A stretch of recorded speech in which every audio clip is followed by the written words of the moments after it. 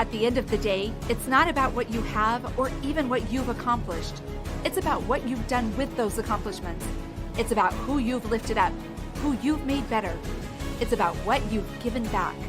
Denzel Washington. Welcome to Inspire Vision. Our sole purpose is to elevate the lives of others and to inspire you to do the same.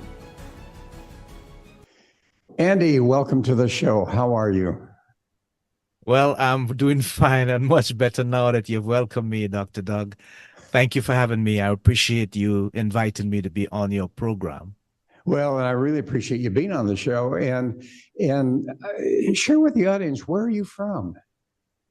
I am from the Caribbean, the Twin Island Republic of Trinidad and Tobago. We're just about 1.45 million persons, and we are located about 7 miles off the South American coast, bordering the country of Venezuela. You know, Our and national, yeah, go ahead. Sorry. our national instrument, just for reference, is the steel pan. And we are currently supposed to be putting on what they consider as the greatest show on earth, which is Carnival. That is just about 2 weeks away. Oh, wow. That's great. You know, it's amazing, isn't it, that you can actually communicate with people and get to know people at such distance because of technology, which is wonderful. Right. So what I'd love for you to do is share with the audience who you are. And I know that there's a backstory. I would assume there's a backstory. So who are you? What have you been doing? And what brought you to this point in your life? And were there any moments in your life that moved you in this direction? Okay, great. Well, that's a loaded one, Dr. Doug, but I'll do my best.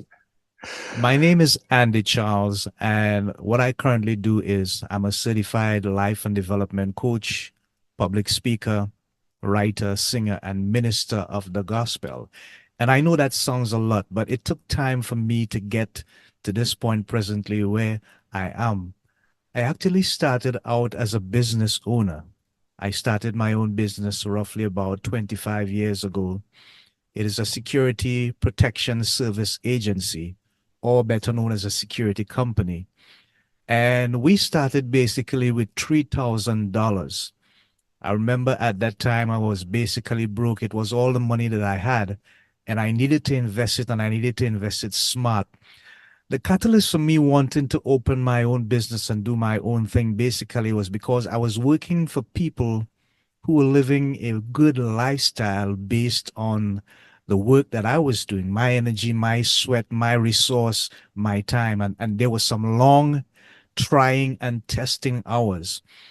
And so I had this vision, I had this dream that someday I need to be on my own. I need to be independent, making my own decisions about my life, creating my own hours, and basically getting that kind of lifestyle that I could dictate the pace in which I did the things that I needed to do for myself and, of course, my family.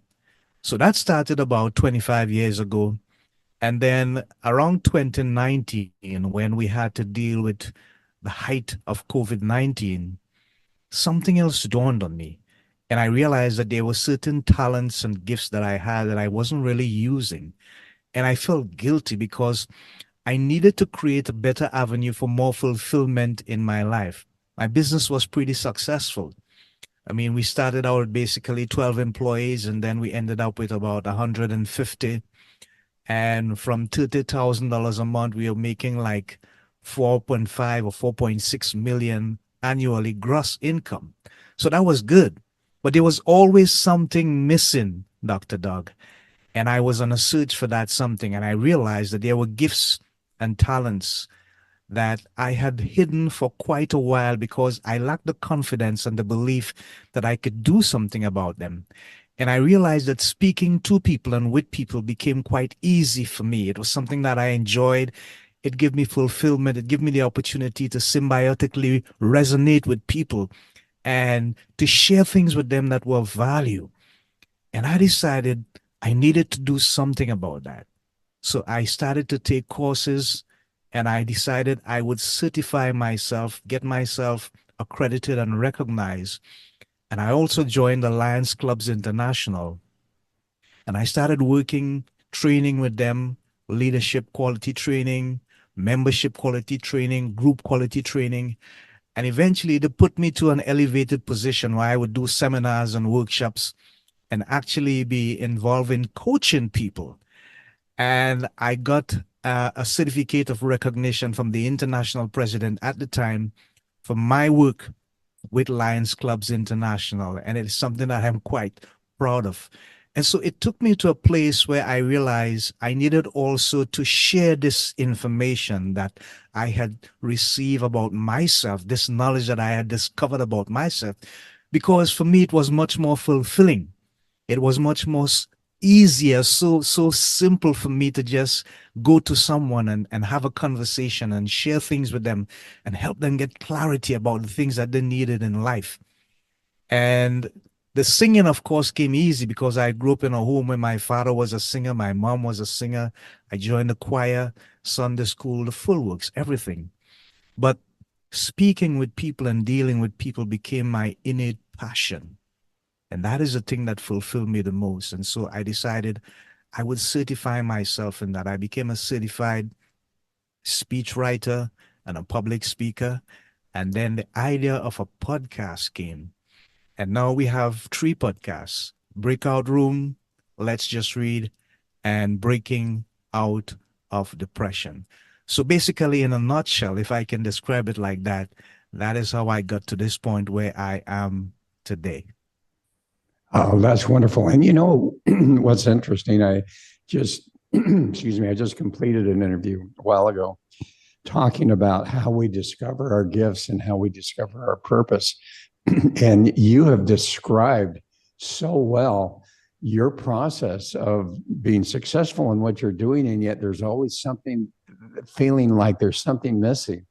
And here you are recognizing the gifts that you have. And as you've been able to follow that process, here you are now in a very high level fulfillment, I would assume. And that's amazing. And I think that's such a great thing for people to understand, that they can literally find that purpose, find those gifts and follow them. And it just makes such a difference. So I'm curious, as you've been coaching people, as you've been working with people in Lions Club as well as others, what have you found seems to be the greatest difficulty that people experience in their lives? Has there been something general that you've been able to say, you know, I hear more about this than anything else? Or is it all over the board? For some people, it differs. And I don't think that it is all over the board. I can narrow it down to basically 2 things. 1, clarity. I am amazed at how many people lacked clarity in the decisions that they needed to make about themselves and their lives. And what we found out, what we discovered, is that most of the time, the reason why they lacked the clarity is because they were more or less trying to follow in the footsteps of someone else. Either that, or they were trying to please people that they felt they should look up to, people that they felt were important to them. And as a result, there was not room enough for them to really take in on the inside their true values, the things that they would have to do for themselves, to lift themselves out of a place of mediocrity to a place of abundance, a place of fulfillment and enlightenment. And the second thing is self-doubt. A whole lot of people do not believe in themselves. They do not believe in their ability. They do not have that confidence that they can actually be themselves. And I tell most of the people that I meet, you have to be able to look the man in the mirror and embrace what you see for what it is. It starts there. And the reason why it starts there is because that is the real you. Now, internally, what is happening is that there's a constant struggle. And the struggle is basically based on either they had a lot of difficulties in the past, things that happened in relationships, with investments, with people on a social basis, and there was no closure. There was not the opportunity to bring it to a conclusion. So they have a lot of inner scars on the inside. And because of these inner scars not getting the opportunity to heal, that self-confidence became something different, something unusual that they could not handle, that they could not take hold of and control. And there was a large number of insecurity that mounted up. And because they never had the opportunity to confront it and deal with it, it became something that hampered their ability to be confident, to have belief in themselves, and to understand that their story is as important as anybody else's story, and they ought to be proud of it because that is the beginning of their truth. Well, and and you've said some really interesting things. I'm here in Thailand right now, and so as fascinating as I have studied a bit about Buddhism, and recognize that as Buddha talks about, overcoming suffering, becoming the best that you can be, he doesn't use those words, but the reality is that he talks about how you can literally reach a level of goodness and kindness and beingness. And I love that. But, I think one of the things that really strikes me, and I know in your bio, you talk about the fact that you're a minister of the gospel. And That's right. you know what? There's one saying from Christ in the New Testament that where he says, "I am." Maybe it's the Old Testament. You'll correct me here, but I am that I am. And it's the Old Testament. Sorry, Dr. Okay. Dog. It's the Old No, Testament. Exodus chapter I 4. corrected myself. I corrected myself. But the point is that he's not talking, every once in a while I'd bring this up and have to be careful, but he's not saying, I do that I do. He says, I am that I am. And then as they talk about, be therefore perfect, but if you get into the original Greek meaning of that, it's really be therefore complete. And what I find is that it's so difficult for people for some reason to understand the goodness that lies innately within them. And you brought up the fact that, they don't feel like they're really good. They feel insecure, all of those types of things. What do you find it is, as you've analyzed all of this, why is it that people don't understand how good they are internally and in reality? I listened carefully to Deepak Chopra, and he said something to me that was very instrumental based on the question you just asked. And you also mentioned it briefly. He said that many people find themselves so busy that they become human doers rather than human beings. And I understand that because at the end of the day, like I said before, if you cannot see the beauty and the simplicity of the Creator in yourself, when you look at yourself, then you're going to have some problems. Not only that, when you begin to discover yourself as an individual, as a being, and you enlighten yourself with the things that you need to become, whether you choose to be a banker, a doctor, a lawyer, a writer, a musician, a sports person, whatever it is you choose to become, if that is what you innately feel that you need to do, then you need to go out there and pursue that. But so many times we align our values with other person's values. We have to follow the tradition of the family, or we want to please those in the community that we involve in socially. And sometimes when we do that, we end up losing our way. So the best thing to do is to decide early in life what it is that gives me the greatest pleasure in what I do, what it is that gives me a sense of fulfillment. It may not necessarily make me feel complete and whole, but it's something that I gravitate to very naturally. I get up in the morning and I can do it without a wink. In a heartbeat, I can transform to being that kind of individual. That is extremely important. The other thing that I think people are challenged with is what we call traditionally the imposter syndrome, where we are trying to please 3 different factors of people in our lives at the same time. And I've seen situations where people get up in the morning and you see them and that's one individual. and they take a shower, they drink a cup of coffee, they have breakfast, and they go out there in the public, that's a different individual. Same person, different personality. They get on public transport, they go to the mall, they get to the office, a different personality again. So you have one person in three different environments giving you three different personalities. By the time you get home in the evening or the afternoon or the night, you're fully confused. Your brain is somewhere else and your body is trying to catch up, or it's the opposite. So what we need to do is to narrow down basically the thing that we can define within ourselves that gives us that personal sense of value that we can hold on to, and it helps us to build characters and mannerisms that we can exemplify and share with people. Because for me, basically, if you can get to the point where you recognize what your purpose is, why am I here? Ask yourself that question.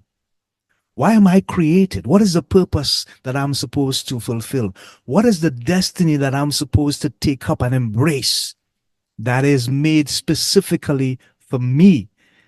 That's importance. That's value.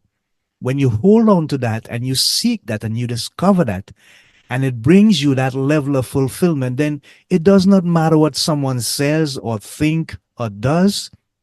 What you are going to hold on to is what you have discovered, because now that becomes your treasure, your value, and it gives you the opportunity to be vulnerable, because now you can share it with others and even make a difference in people's lives.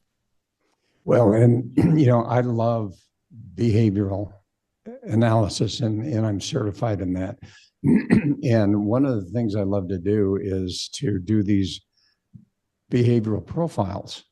And the one that I really enjoy doing, and the one that I've researched out, it really goes in and analyzes the three different types of personalities that we have.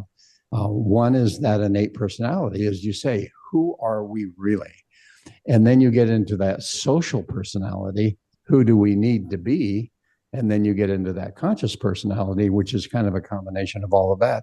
But what I find is I have taught some of this, one of the things that I find so interesting, and you bring it up so well, we have different personalities based on the environment that we're in. But the question is, are we at the effect of that environment, or are we in control? And I think that makes such a difference, because if we're at the effect, okay, I'm here in my work, so this is how I have to be, or I'm here at this party and this is how I have to be, or I'm here at church and this is how I have to be, or I'm here at home and this is how I have to be, because this is what they've been taught, versus knowing who you are and being in control and saying, you know what, I'm in an environment right now that I can choose to behave and be this way because it's appropriate and it helps those surrounding me. If I'm at work, okay, this is how I need to be at work because that's how I'm going to be most successful, and also how I can be of greater value to the company and to those around me. The difference is being at the effect or in control.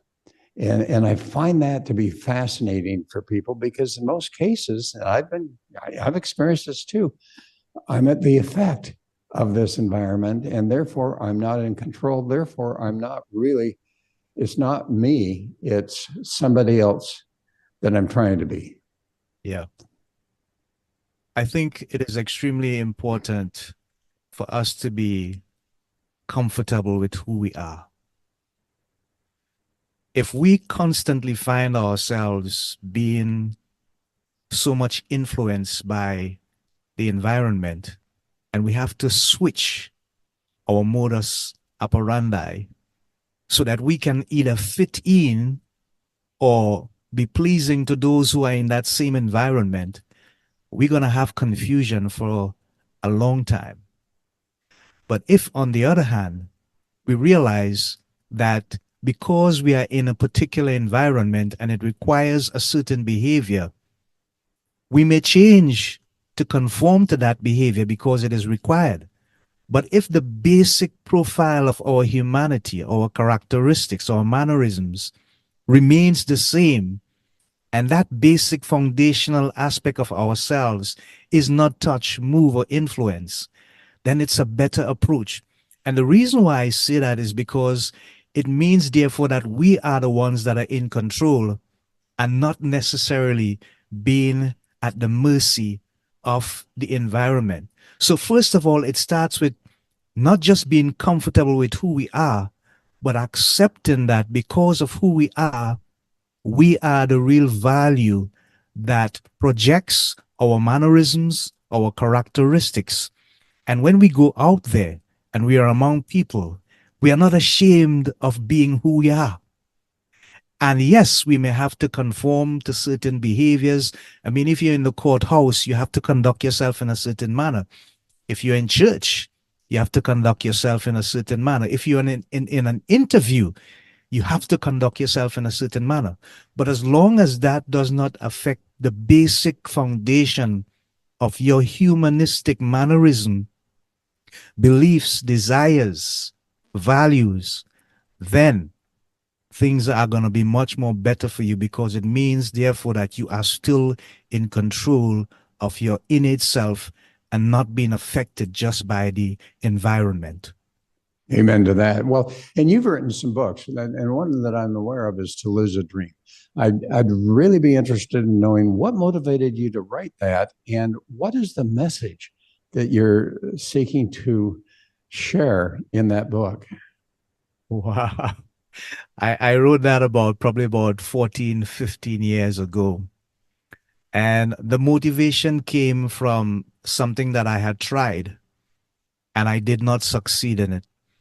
I wanted to go into business at that time other than what I was doing. It was like a sort of by the side something that I was trying to do because, for some reason or the other, I found that I was being consistent in the current business that I was in. But at the same time, I was thinking, if something should go wrong here, what do I fall back on? And we're always taught you need to have more than one source of income. So I wanted to do something that was different. And it did not work out. It did not succeed. It failed. And in the process of trying to do something, in the midst of being successful, trying to do something that did not turn out to be a success, I learned some things. And the information that I learned, the experience that I got, is what I decided to put into that book. And that is why I abstractly name it To Lose a Dream. Because many people do not know how to lose something gracefully. They consider a loss as something that should be forgotten, should not be considered, or something that is negative.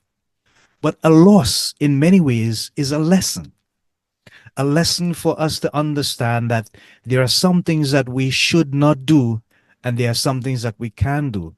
And the dichotomy is very simple. It's very simple in the sense that if I did not go through that process, I would not have learned the things that I learned. And it's because of the experience of trying to diverse my business operations, I realized that foundational business, in terms of how you do it, is extremely important. And the thing about it is, you cannot be trying to do too many things at the same time and expect to succeed. You have to either focus on one or find a team of people that would come together and believe in your dream, support you, and commit themselves to helping you doing something other than you are currently doing right now. So at the end of the day, what I decided was, since I had learned so much from this experience, I'm going to put it into a publication and call it To Lose a Dream. Well, and I love that. And of course, you're focusing on your experience in business, but how well does that transition into personal life? How many times do we experience failure in our personal lives, whether it's losing a friendship or relationships or whatever that happens to be? And how often do we find ourselves blaming ourselves or thinking I'm a failure and so forth, rather than, as you say so well, looking at it from the perspective of what have I learned? this is a lesson that I've got the opportunity to learn so that next time around I can do better. Well, you see, the thing about it is this. Many people believe that anything that does not go their way, anything that happened that brought back a negative response or a negative result is something that happened to them. In my coaching, I help them to realign by getting them to understand what happened was not to you, but what happened was for you. There's always a message in the mess. The challenge is perspective. Perspective meaning, what lens do you see that negative situation or that negative result in? If your perspective is based on the fact that you're looking at the end result and not the process that brought it to the end result, you're going to miss that lesson that you're supposed to learn. But if you were paying attention to details, then you would understand that something happened, and that something was the reason why it did not work out, or it failed, or it did not end up being a result in your favor. When you can get to that point where you become emotionally strong or mature enough to sort of clear the confusion and see the core reason why something did not work out, then objectively you can learn the lesson out of it. I remember hearing an interview with Michael Jordan, and he was saying, I have made thousands and thousands of shots at the basket, and on many instances I fail. But the reason why I am so successful is because I fail. Here's the thing. Every time he failed, he took note of the failure and he recognized it just needed a slight adjustment. Mentally, that's challenging because it is so easy to feel depressed when you fail. But at the end of the day, if you realize that there's something that you need to do just a little better or just a little more that could make the difference, when you begin to understand that that is the mindset you have to have and the perspective or the lens through which you see the things you're experiencing, even in life, then you will come to the conclusion that if I perceive that I need to learn something from this, then I will seek to find the details that would lead me to the root cause or the lesson while the process is actually taking place. And when that happens, we become an individual who receive value out of the experience, even though it did not go the way we expected it to. Yes, and I want to go even a little bit deeper in your experience, and this has been my observation among many people that I know and friends that I know, that the experience that they're having, they have created, and yet they don't take responsibility for that. You know, they'll blame this person, this situation, so on and so forth. But as you coach people, how often do you find that there are certain situations where people are literally creating their own life that they don't like, and they're not really willing to take responsibility and realize that, you know what, the movie of my life I am creating. I am not only the writer, but I'm the producer. And you know, you talk about clarity, talk about responsibility, being able to finally understand and accept the fact that, you know what, I am creating my own life in so many ways. And if I don't like it, then I need to make some changes. I need to understand and then make some changes. And I'm sure that's what you do with your coaching. But what's been your observation with that? Yeah, and it takes me back to what we were speaking about earlier. If there's a lack of clarity, and I need to sort of back up here a little bit. There are some things that we do that focuses on neuroplasticity. And I'm sure you're probably familiar with that term. Absolutely. And what some people don't realize, Dr. Doug, is that even though they grew up in a particular environment and their lives were affected by the culture, the beliefs, whether it be religious or the socio-economical environment that they would have come out from. What some of us don't realize is that when I sit down to coach you or to be of service to you from a coaching perspective, I see all those things in you. Some people don't realize that. They don't realize that most of what they have become evolves around an ecosystem that exists around them, some that they know and some that they don't know. And so the greatest challenge that most of them face is that they will not accept responsibility even for the results in their lives because they find it easier to cast aspersions and blames on other people, things, circumstances, situation, until I get them to go deep, go back down memory lane and think about your thought process. What were you thinking about? What was your deepest conviction at the time? What is the emotion that you harbored within concerning that particular situation?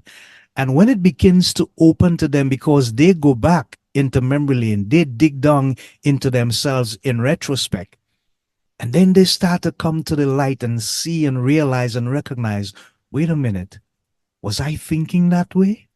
Did I really say that? Did I do that? And most of them are surprised by the things that they have cultivated for themselves over the years. So what we do is we help them see their story as it is, and then tell them, look at it not just from somebody who's participating, but from somebody who's an observer from the outside, and see if you can see it from a different perspective, a different lens. What other direction, what other perspective, what other lens can you see it in? Can you imagine seeing it this way? And you give them options, and then they begin to think and realize through the process of neuroplasticity, you know what? I could change. I could change the way I think. I could change the way I see things. And it's a process. It starts with, first of all, recognizing that I have to accept responsibility for where I am currently now in this life. It's all about me. Despite what I think about people, circumstances, what may I call karma, however I want to term it, I ultimately must accept responsibility for the results that I have seen thus far. When it starts with that, it's the first step to getting that process ongoing and moving to the next level. And then to see your story from a different perspective, not just as a participator, but as an observer who would then have a different perspective, a different take that would take them to a next level. And then when they decide what they are going to embrace going forward, we find ourselves connecting on a different level. And they are now saying, yes, I believe that I can now see changes in my life because I realize what it means now to see things differently. Well, and you talk about neuroplasticity, and I'm not sure a lot of people really understand what that's all about, because literally we can change. You know, they talk about how do you change a habit? It takes 90 days or more to do that. But what people don't understand is as you are doing that, what you're literally doing is you're taking that neural pathway of behavior and moving it to the side and creating a new pathway with that new habit and ultimately creating that. What I find fascinating, and I don't know if you've done any study on this, but we talk about epigenetics. You know, it's interesting. It's interesting to see how children oftentimes mimic parents. And so many times you're experiencing an emotion, you're experiencing a behavior, whatever, and you go, where on earth did that come from? And yet what we don't understand that with this epigenetics, that there are things that attach to our DNA that then create those neural pathways that have nothing to do with us. It may have nothing to do with our parents. It may have something to do with our grandparents or great-grandparents. Right. And it's there. But as you say, then the point is once you have some clarity that it doesn't matter where it comes from, it's internal right now in me. Yeah. So what do I need to do? I need to, number one, recognize it, have clarity that it's there. And then Yes. number two, make the decision that I am going to change that neural pathway. And it's fascinating to see. I tell my kids all the time, or many times, Yeah. my dad was, from what I can understand, my dad was, hit by a belt by his father many times. And guess what? My parents never, ever touched us from Wow. that perspective. Okay. And I look at my children and my brother's children, and from all that I can see, they never do that either, unless, Okay. it's a little spanking or whatever. But it's not there. And literally, my father consciously changed that neural pathway, that epigenetic aspect in his life. And because he did that with his children, that's being passed down in a positive way now. Right. And I think it's important to understand how we can, if we're experiencing some of those types of things, we can make the decision that we are going to change that so that generations beyond us are not going to experience the same thing that we may have experienced or seen one of our parents experience. Absolutely. Absolutely. And in addition to that, and as you said, we need to take sometimes a deep dive to understand that we are dimensionally made up individuals. And as you rightfully say, there are things that would have been passed down from generation to generation to generation. And sometimes we end up doing things without thinking about the consequences, without thinking about the end result. But what happens if we decide for one moment to look at it and to survey it in a manner in which we have not seen it before? Look for the novelty in it. Become very childlike and curious about it. Exploit it, exploit. Ask questions. Get involved in a community that does the same thing. I was supposed to have an interview with a guy yesterday, and he has founded a community where he is teaching fathers how to be better, closer aligned with their children. Because when he was a young man growing up, there was no alignment, no connection, no sort of mentorship, communication between him and his father. And what he decided as a result is when he became an adult and he became a father, he would do everything possible to right the wrongs that he believed he experienced as a result of a lack of his father being there for him when he needed him the most. And so what we have to understand is we have to take time out to truly discover the things that are valuable to us and to understand it is not just because something has been passed down that we should go in that step and follow it and do it. We need to question things. We need to become curious, inquisitive, in an innocent way. Why innocent? Because we need to understand why it was being done, why it was expected to be done, and what is the result if we continue doing it. And so if we look at it from that perspective, we'd realize that the change that we need to see, it starts with us. It begins with us having that deep conviction first. And then when we display that conviction, we can take the necessary steps to engender that change and pass it on to others as well. And what a difference that makes when you think about it. Either you're the victim and the effect of all of that environment, or you look at that and you say, I'm going to change that and I'm going to make a difference in someone else's life. And you look at what you're doing here, which is just amazing.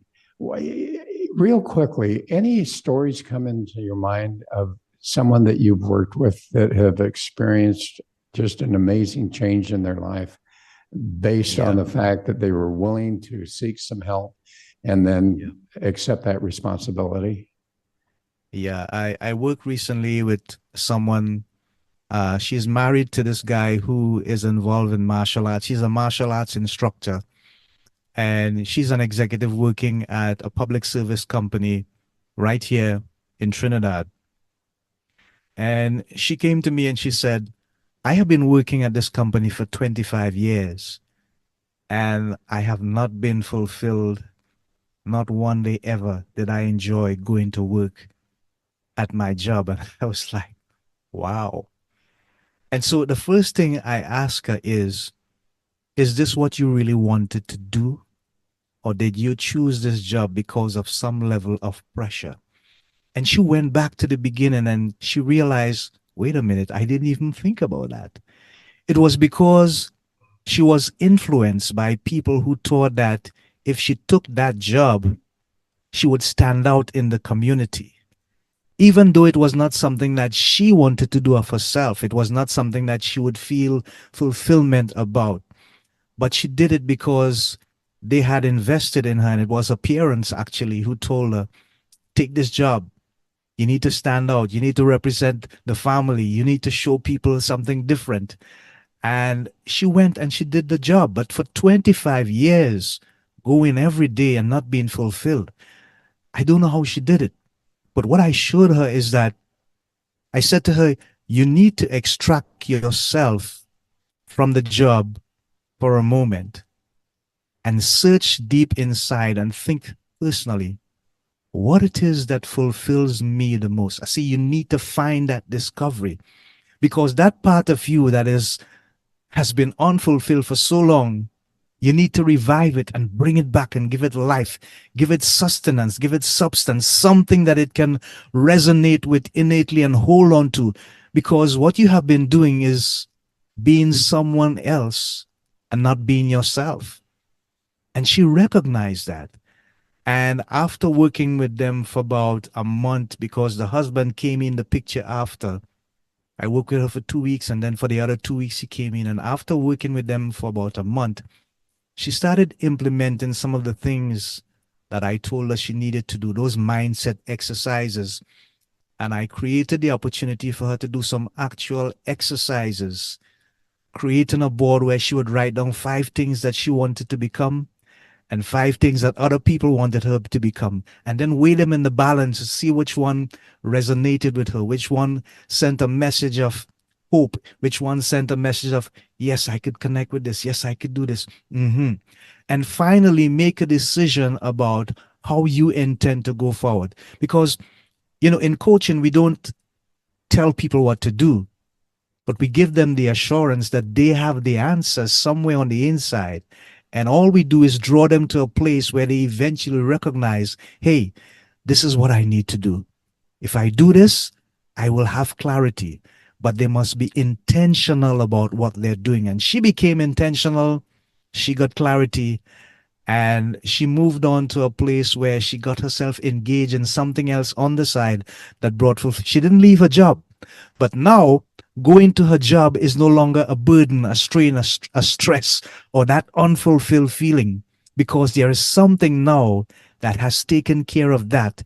And she continues to grow and develop and become a better person. And that is one of the stories that comes to my mind. And I'm grateful for the opportunity that I had to help her get that clarity, that intentionality, and to make a decision that was in her best interest, after she was making one continually that was in other person's best interest for such a long time.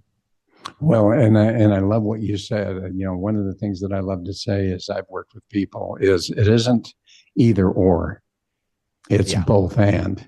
You can do this and this.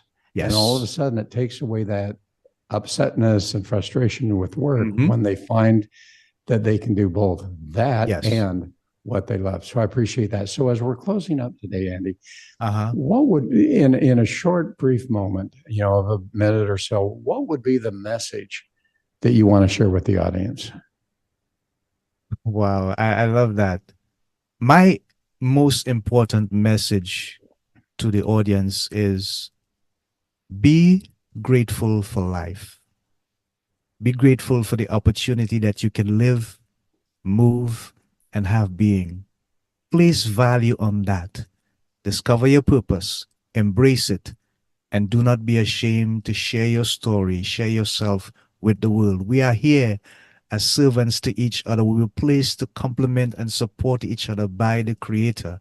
Find what your purpose is, find what your role is, embrace it and share it. And do not be ashamed of your story. It's yours, and it's the most valuable thing that you have got for yourself, but also for others as well. Love it. Andy, thanks so much for being on the show. How do people find you? Okay, great. Well, there are a number of places that they can go. If you're on Facebook, it's www.facebook.com/Andy.Charles.393. My YouTube handle is youtube.com@AndyCharlesDreamer. LinkedIn is www.linkedin.com/in/Andy A. Twitter is much more easy. It's twitter.com/Keymena, KEYMENA. And Instagram is www.instagram.com/AndyCharles8417. There you go. Well, there you go. And folks, thanks for listening today. And I hope you got something really of value of this. And if you're in that situation where you're not happy with what's going on, take that moment to really develop some clarity and some responsibility, and seek someone who can really help you, and make sure, and this is, I think, key, Andy, is make sure that they really are experienced and they have accomplished things for other people in a positive way, so that you get the right person to help you. Thanks again for listening, and hopefully you will have a wonderful rest of the week, and look forward to having you join us again soon.